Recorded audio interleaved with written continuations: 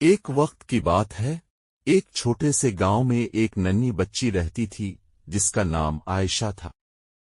عائشہ بہت پیاری، نیک دل اور سب کی مدد کرنے والی تھی۔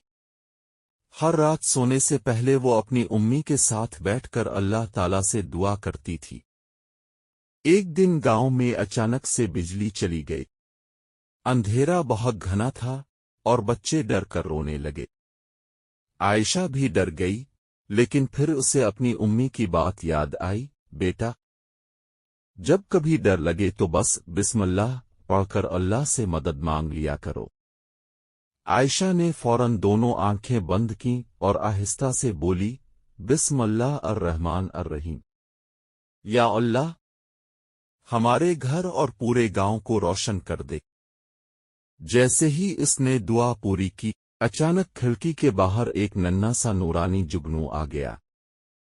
لیکن یہ کوئی عام جگنو نہیں تھا، یہ جگنو اتنی تیز روشنی دے رہا تھا کہ پورا کمرہ روشن ہو گیا۔ عائشہ حیران رہ گئی۔ جگنو نے یوں ہی چکر لگایا گویا کہ اللہ نے اس کی دعا قبول کر لی ہو۔ پھر آہستہ آہستہ گلی میں دوسرے جگنو بھی آنے لگے۔ دیکھتے ہی دیکھتے پورا گاؤں ستاروں کی طرح چمکنے لگا۔